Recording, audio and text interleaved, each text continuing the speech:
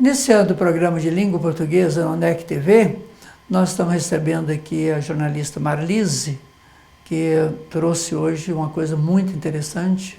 Seja bem-vinda, Marlise. Olá, professor. Oi, você que está nos assistindo.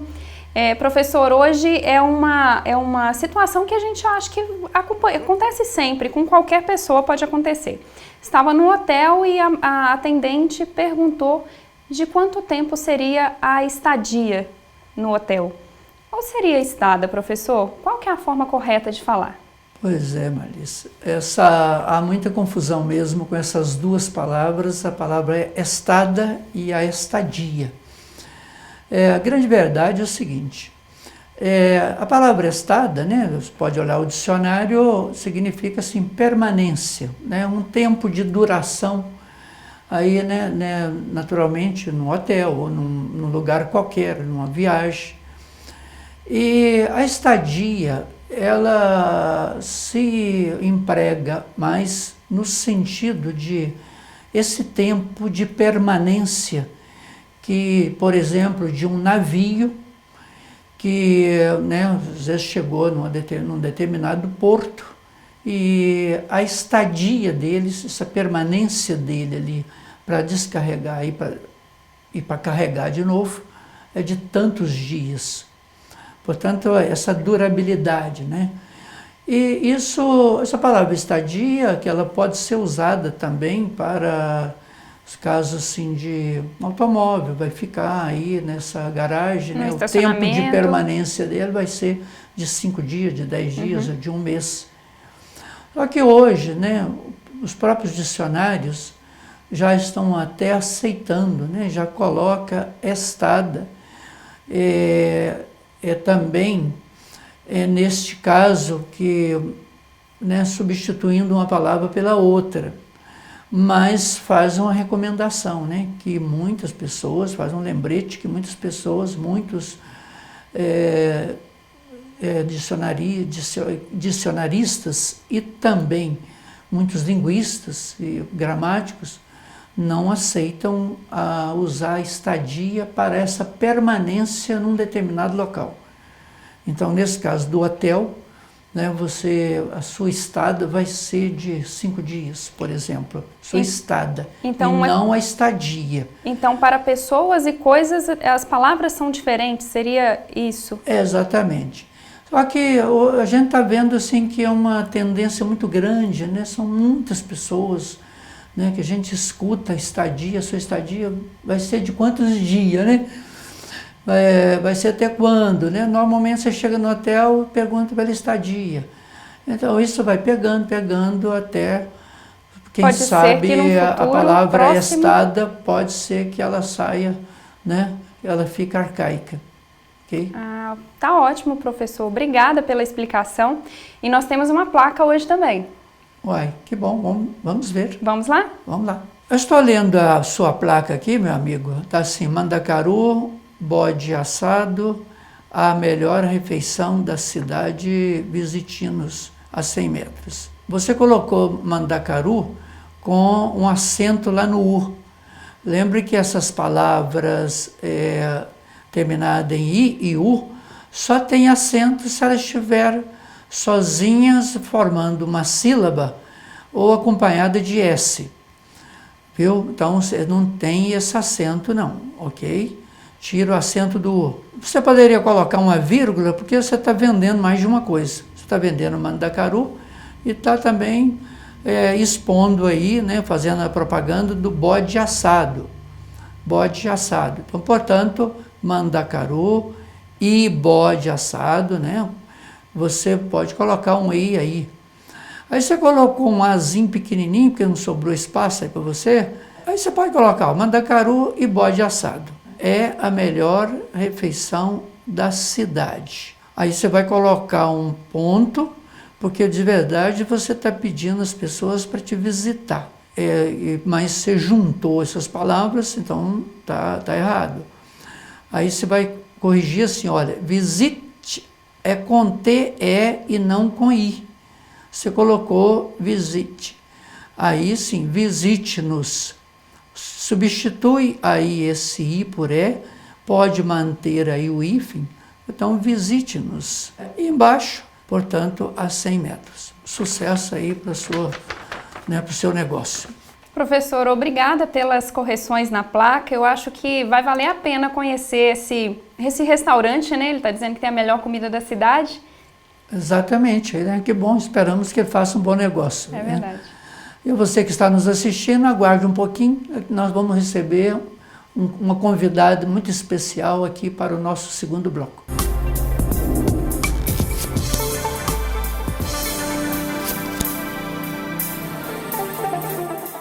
Iniciando o nosso segundo bloco do programa Língua Portuguesa aqui na UNEC TV, hoje nós temos o prazer aqui de receber a professora Ana Braga, que trabalha conosco aí nos cursos de pós-graduação e fez aí um sacrifício, atendendo o nosso convite, saindo lá de Teresópolis, aquela linda cidade, para estar conosco aqui. Seja bem-vindo, professor. Obrigada, professor. Sacrifício nenhum, né? Não fala isso, né? Mas, professora, nós sabemos aí das suas atividades nos cursos de pós-graduação, mas também associada-se à sua formação, que você também trabalha e é completamente especialista mesmo, e aí em coaching. Aí nós queríamos então ouvir de você a linguagem utilizada para, assim, não só, não vou dizer convencer as pessoas, mas para entrar num processo de comunicação, como que funciona isso, a utilização da linguagem, tem alguma coisa especial, não tem? É a linguagem comum mesmo? Como é que nós poderíamos explicar isso aí para o nosso público? A gente tem algumas técnicas específicas para condução, sim, mas eu diria que para estabelecer a comunicação inicial num processo de coaching, a gente precisa estabelecer uma comunicação empática. Então, uma das primeiras coisas que tecnicamente eu falo que é necessário que a gente perceba são as linguagens corporais. Então, como que o nosso cliente ele chega e qual o grau de disposição que ele está para um processo de transformação que ele vai passar. Então, a gente fala que pessoas muito travadinhas assim, sinalizam uma dificuldade maior de mudança, de disposição para estar aberta ao processo. Então, ela começa por aí, a gente sentindo na linguagem corporal, como que ela está aberta a esse processo. E aí a gente precisa estabelecer a comunicação assertiva, que é uma comunicação mais empática, de você buscar ouvir mais o posicionamento do outro, para que com os instrumentos é como se ele nos instrumentalizasse mesmo, A gente vai ouvindo e entendendo como que aquele indivíduo pensa, quais são os padrões, que ele estabelece de decisão, de forma como ele faz suas escolhas, para que a gente possa estabelecer uma linguagem dentro do universo daquele indivíduo, Então, é uma coisa que, assim, existem técnicas, mas que a gente precisa desenvolver com muito mais o hábito Você já teve alguma dificuldade, assim, ao conversar com as pessoas? Às vezes vê que ele não está entendendo, ou está fazendo de conta. Como é que é isso, A maior dificuldade não é nem quando não entendem, mas é quando não se manifestam, não se expressam. Assim.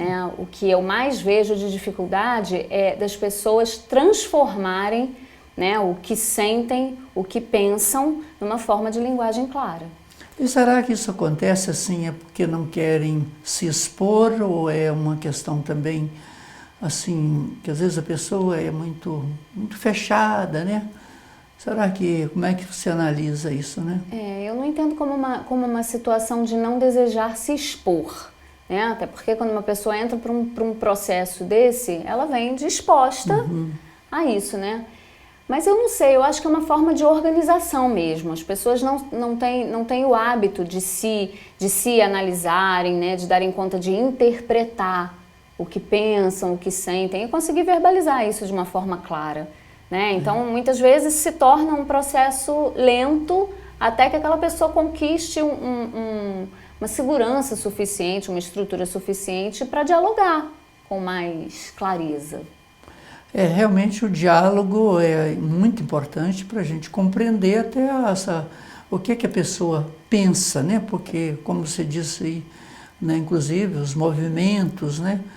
Quer seja com o corpo todo, né? O braço, né? A mão, né? A cabeça. Tudo diz. Né? Tudo comunica e diz muito, né? Muito. E às vezes muito mais do que as palavras, né?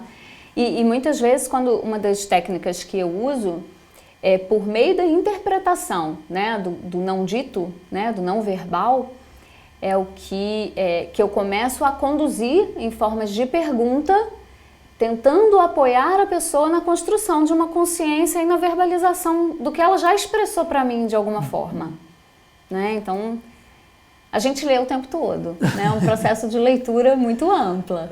Né? Leitura, né? Porque realmente as pessoas se manifestam, né? Até alguns pensadores linguistas, né? Que diz que o homem é apenas a metade de si mesmo, a outra metade é a sua linguagem, né? Sua expressão. Isso... Achei que era até mais, viu, professor? É capaz de ser mais da metade, né? Mas também ele não falou, ele falou metade assim, mas não mediu não, né? Não deve ter medido não, né? Não, mas que bom, hein? Mas você tem alguma dificuldade que você tem, assim, que você, né, lembra dela, assim, além da pessoa, assim, se fechar, não falar... Mais alguma coisa? No processo de coaching, não. Porque como o processo ele é muito tecnicamente, né, preparado para que você construa, né, o ambiente, as situações específicas para você extrair o que é necessário, eu não vejo muita dificuldade. Não mais, né, professor? Porque eu já tenho mais de 10 anos de atuação nessa área. Então, assim, eu já não percebo mais no âmbito da linguagem uma dificuldade específica. Eu encontro muito isso nos espaços organizacionais, e aí saindo do ambiente do coaching, mas no ambiente mais de consultoria, mais ampla, em que eu vou trabalhar com desenvolvimento de lideranças, com desenvolvimento de equipes, aí sim eu começo a perceber maiores conflitos por conta de linguagem mesmo. E a gente pode falar até de linguagem do distanciamento das gerações, dos gaps geracionais que a gente encontra dentro das organizações, que criam, assim, linguagens propriamente ditas distantes, né? Então, as pessoas não se comunicam com clareza, né? As expectativas que lideranças de uma geração mais velha têm sobre a da geração mais nova, então a forma como eles se interpretam e como isso reflete nos resultados do trabalho, é aí que eu vejo mais desafio nesse aspecto da própria linguagem.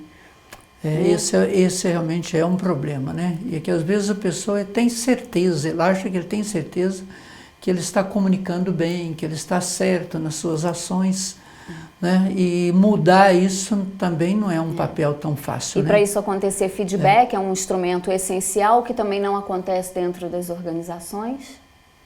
Que bom, hein? Né?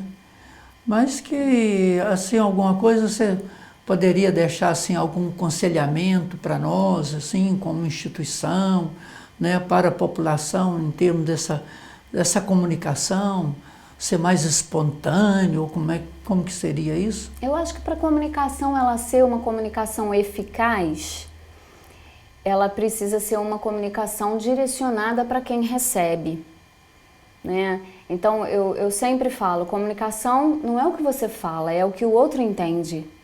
Né? Então, muitas vezes a gente tem uma intenção na comunicação e a forma como o outro interpreta pode mudar, né, toda a intenção da sua fala. Né? Então, independente da gente estar no espaço organizacional ou nas relações interpessoais, o cuidado da comunicação precisa estar em olhar para o seu interlocutor, né? Entender quais são os padrões de interpretação dele, né? Interpretar toda essa linguagem para você saber como acessar as pessoas, para que essa mensagem chegue de uma forma mais clara, com menos ruído, né, com mais chance de assertividade mesmo. Professor, nós chegamos ao final do nosso programa, quero agradecê-la muito mesmo, de coração, Obrigada, professor. Né, de ter aceitado o nosso convite. Obrigada. Encerrando o nosso programa, queremos agradecer a você que tem nos assistido e até o nosso próximo programa, se Deus assim nos permitir.